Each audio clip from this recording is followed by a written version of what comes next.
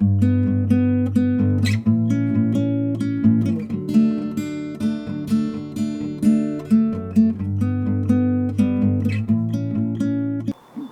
Dupuis, voilà.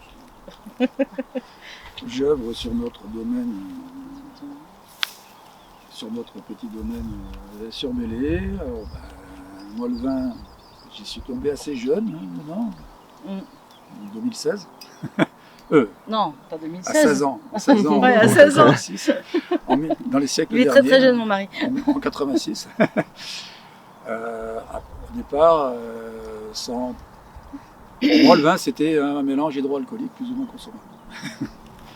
Voilà, je ne savais pas du tout ce que c'est, comment on faisait ça. Puis, Oui, tu n'étais pas issu d'une famille d'agriculteurs. j'ai appris un petit peu plus et j'ai fait, pour finir, un BTS viticulture à Montpellier. J'ai fini en 92. Et voilà, depuis, on essaye de faire du vin. La première récolte vraiment commercialisée, ça a été sur le millésime 2007 en 2008, avec un peu moins de 700 bouteilles, que en blanc. Et en cours de route, on a eu nos filles, Constance et Clémentine.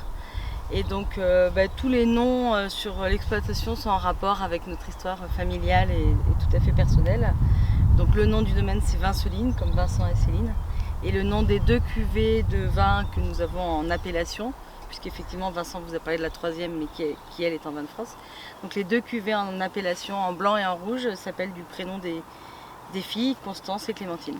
On a décidé en 2009 de se convertir, de se faire labelliser en bio, AB, parce que ça y était déjà, mais on n'était pas labellisé, à peu près en même temps que tout le monde sur l'appellation. Et à partir de 2012, quand on a eu la cave, et que les vins, parce qu'au départ, le bio ne portait que sur les raisins, pas sur la vinification et les vins. Et en 2012, quand on a eu la cave, on a décidé au passage de tout faire. Sinon, à côté des vins, on a aussi, parce que c'est un petit peu juste pour en vivre, donc on a aussi à peu près 250 arbres oliviers qui nous permettent de faire également de l'huile d'olive et des olives de table pour l'apéritif. Et donc, effectivement, Vincent disait qu'il était tout seul sur le domaine, dans le sens où, en fait, c'est lui qui travaille sur le domaine. Moi, j'ai gardé mon activité par ailleurs. Néanmoins, je pense que vous avez bien compris que c'était une histoire très largement familiale. Les filles viennent, on se garde une journée de vendange tous les 4 pour qu'elles viennent un petit peu avec nous aussi et qu'on leur explique un peu les rudiments. Mais voilà, donc c'est une histoire familiale et en fait, moi ça m'a plu, tout le travail autour de la vigne et des cultures en général. Et du coup, j'ai voulu, en plus de garder mon activité professionnelle, j'ai voulu faire une formation au lycée agricole d'Antibes pour me reconvertir et m'installer avec Vincent. Bienvenue au potager de Saquier, sur la route des vins de Belley. Donc c'est Pierre et Anne Magnani, on est les exploitants, on est maraîchers bio. Depuis 25 ans à peu près, on a repris l'exploitation des parents de Pierre, qui étaient horticulteurs, puisque sur les collines, il y avait autrefois uniquement au niveau des productions des œillets, de la vigne et des oliviers. Donc quand les parents de Pierre sont partis en retraite, on a repris l'exploitation, mais nous on a décidé de se mettre en maraîchage et bio tout de suite. On a commencé tout de suite, donc on a eu les années de conversion et puis très vite on est passé en bio. On vend notre production qui est très variée, on la vend sur les marchés et en AMAP, donc on fait des paniers. Donc on a une vente directe et on la vend aussi à des restaurateurs. Et de temps en temps à des magasins locaux, genre le panier de l'Amanda, les magasins de produits de paysans. Ça c'est très bien. Les magasins bio aussi évidemment. Donc on est en polyculture, on fait de la polyculture. C'est-à-dire qu'on fait tout à la main, on n'a pas de mécanisation pour un produit phare, on fait de tout et toute l'année. Période de l'année, on fait les semis. On fait nous-mêmes les semis, les plantations, Et puis la récolte un peu tout au long de l'année. Enfin, la grosse période des semis et plantations, c'est quand même le printemps. Donc là, en ce moment, on a des petits pois, des fèves, des radis, des blettes. Et on va utiliser tout ça pour accompagner le vin de Vincent et Céline Dauby. On va se régaler, j'espère. Donc là, ça va être un repas printanier. J'ai préparé des rougets aux légumes du moment, c'est-à-dire on a des fèves, des petits pois, des artichauts, des radis. On fait la rotation des cultures évidemment toute l'année. L'hiver, c'est la période où on prépare la terre.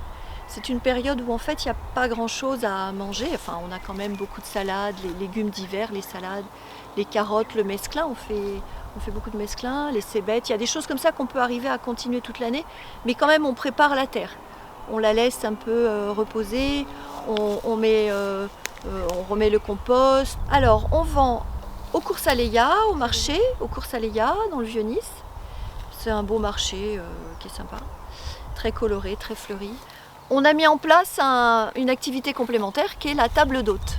Voilà, à la table d'hôte, on reçoit le week-end, enfin le dimanche plus exactement, sur réservation, sous notre serre. On a une belle serre, enfin une grande serre, avec les plantations d'un côté et puis un petit coin réception de l'autre, où on a aménagé cet espace pour que les gens se sentent un peu dans la campagne, où ils peuvent se détendre. C'est pas comme un restaurant où vous êtes assis, là c'est un restaurant où vous avez toute la culture autour, et puis du coup les plantes qui donnent les fruits, les légumes, pof, direct, sont cuisinés dans l'assiette. C'est pas vraiment de la grande cuisine, c'est plutôt de la dégustation. Et en même temps, on propose aux gens, à nos hôtes, de leur faire une visite. Voilà, tout le monde se régale et c'est sympa, ça met tout le monde d'accord et tout le monde est heureux de manger les bons légumes du terroir. Je m'appelle Gabin Chamoré, je suis élève au lycée hôtelier à Nice, à Paul-Augier. Tout d'abord, je voulais remercier Céline et Vincent de nous avoir emmenés dans ce magnifique domaine. J'ai décidé de me lancer dans un BTS hôtellerie-restauration. En dernière année, j'ai pu choisir vraiment une option qui me plaisait, c'est art de la table, bar et sommellerie. Donc ça fait maintenant 1 an que je travaille dans le bar et dans la sommellerie à travers mes études. Ce BTS m'a permis de voir beaucoup de professionnels. J'ai travaillé au Majestic, j'ai travaillé au Fairmont, j'ai travaillé à la Pérouse pendant plusieurs mois et pendant des saisons. Ce qui m'attire dans ce métier, comme je l'ai dit, c'est le contact client et c'est le savoir-faire français à pouvoir mettre en avant ce qu'on sait faire tout simplement. Continuer là-dedans évidemment. Plus tard, j'aimerais continuer avec une licence professionnelle dans le terroir de la table de luxe à Bocuse, à Paul Bocuse. Plus tard comme métier, j'ai déjà une idée avec l'école Bocuse. J'aimerais rentrer après dans les hautes fonctions françaises, si c'est possible, à l'Élysée, pour les cérémonies, car j'ai un professeur que je remercie, Monsieur Descoings, qui est en relation dans ce domaine et qui peut m'aider à y rentrer tout simplement. Oui et non, j'ai envie de vous dire, parce que quand on est dans ce domaine, on fréquente beaucoup de professionnels qui sont dans le domaine aussi. Et c'est vrai que quand je vois mes amis qui sont en droit, qui sont en médecine et qui me voient travailler en tant que serveur, en tant que maître d'hôtel, en tant que sommelier, ils se demandent pourquoi j'ai fait ces études tout simplement. Et en fait, ça me plaît. Donc le regard des gens, la critique que je peux avoir, ça me passe au-dessus. Alors, le légume du moment, c'est donc le radis en fleurs. La blette, la blette, elle n'est pas sur la table là, mais elle est déjà cuisinée. Donc une petite purée de blettes et des roulés de blettes à l'intérieur desquels j'ai mis un petit fromage de chèvre de nos montagnes. Là-haut, on a des producteurs juste à côté, il faut en profiter. Parfait. Et des fèves. Donc les fèves, on les a ébouillantées. Enlever, tu connais, on ébouillante, on enlève la petite peau. Mais tu les as mis où les fèves? À l'intérieur du roulé. D'accord. Et un petit peu de cumin. Que tu as mis dedans. Oui, elle nous Cumin explique avec la fèves, préparation c'est des extra. roulés. Des roulés. Oui. D'accord, ok. Après, je vous ai fait le petit artichaut chez de chez nous, niçois. On a enlevé les feuilles les plus grosses comme ça. Écoutez les filles, hein. On coupe, Vous allez le faire après. on coupe comme si on taillait un crayon tout le bout des feuilles qui sont un peu dures.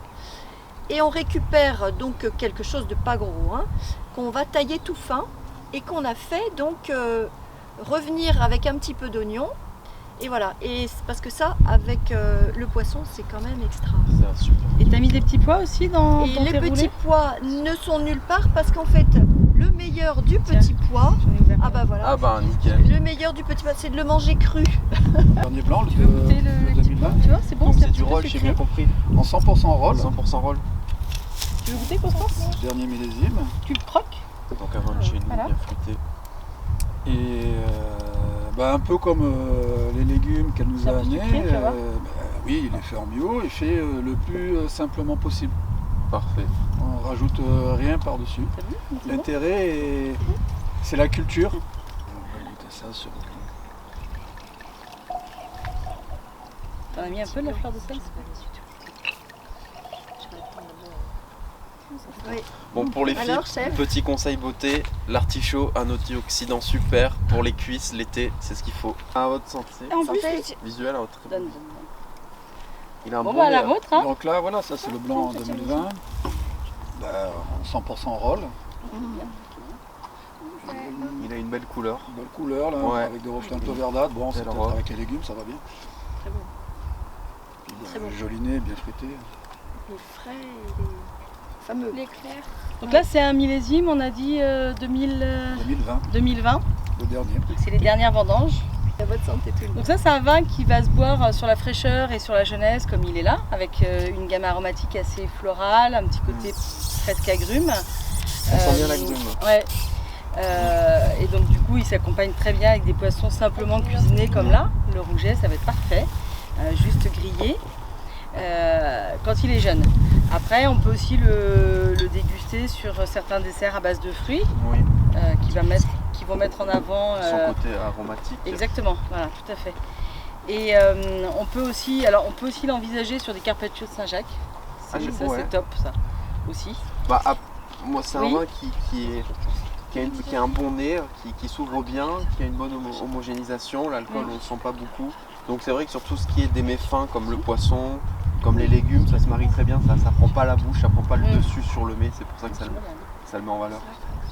Après, on peut aussi envisager de le garder. Il va se garder facilement jusqu'à au moins 10 ans sans problème. Donc dans ce cas-là, il ne faudra pas l'ouvrir avant 7-8 ans pour qu'il ait bien acquis tous ses arômes de maturité. D'abord, est-ce que ce vin est net ou pas? Il n'a pas de défaut apparent. On voit que c'est un beau rouge. Donc à première vue, ça donne envie de le boire évidemment. Ensuite, on va regarder la langue du vin. Donc petit conseil de sommelier, la langue, il faut pencher un petit peu le verre vers nous. Et ça va faire comme une langue, comme vous connaissez la forme de la langue. Et il faut que la couleur soit homogène de partout dans le vin. C'est un signe de jeunesse et c'est un vin qui est fort et qu'on doit le boire maintenant. Donc on voit que la couleur est bien homogène, qu'il n'y a pas de reflets tuilés. Le vin rouge, quand il est un peu vieux, il a des reflets tuilés, mais là on voit que c'est une couleur, un rouge homogène. Donc à première vue, ça fonctionne très bien. Donc un autre petit conseil de sommelier, les jambes, alors parfois les gens appellent ça les jambes, on appelle ça les larmes, mais le petit liquide là qu'on voit en tournant, eh ben ça ne sert à rien de l'analyser. Voilà, c'est un gros mythe qui est dans la sommellerie. C'est tout simplement un mélange. Que tu viens de casser donc. C'est exactement. Les gens qui font ça justement, ça sert à rien parce que c'est un mélange d'alcool, de sucre. Ça peut dépendre du verre, comment il a été nettoyé. Donc on ne peut pas analyser ou faire une conclusion sur le vin par rapport à ce dépôt, tout simplement. Donc maintenant qu'on a vu au nez et à la vue que ça allait bien, on va mettre le nez dedans. Donc tout simplement on va jeter le premier nez dedans. Et tout simplement on va se dire est-ce qu'on sent un défaut apparent? Sinon, on va jeter une deuxième fois le nez pour un peu classer les saveurs, si je peux dire ainsi. Donc on classe les saveurs par ordre décroissant. On va d'abord sentir et voir que ça tire vers le fruit rouge un petit peu. On sent bien le raisin, on sent bien le fruit rouge aussi, c'est important de le dire. On sent pas beaucoup l'alcool. Donc là c'est un premier nez qui est plutôt bien. On est sur du fruit cuit, on est bien sur du vin de chez nous. On peut un peu l'aérer. Maintenant, on va casser notre vin, ce qu'on appelle casser notre vin. C'est on va lui faire des allers-retours comme ça pour casser les molécules et confirmer tout simplement ce qu'on a au nez. Et ben maintenant, je dirais qu'on n'a plus qu'à goûter. Hein. Ah oui, il était temps. On se déshydratait un peu là. Et pour dire aussi, compléter un peu, ouais. compléter un peu, bon, ben, voilà, ça c'est le prochain millésime qui va être mis en bouteille le 3 juin. Donc c'est du rouge 2019, uniquement en folle noire, qui est pour les rouges, en tout cas à Belley, le cépage emblématique. Donc c'est un cépage autochtone qu'on ne trouve que sur notre appellation, éventuellement que sur les Alpes-Maritimes, mais qu'on retrouvera nulle part ailleurs au monde en fait.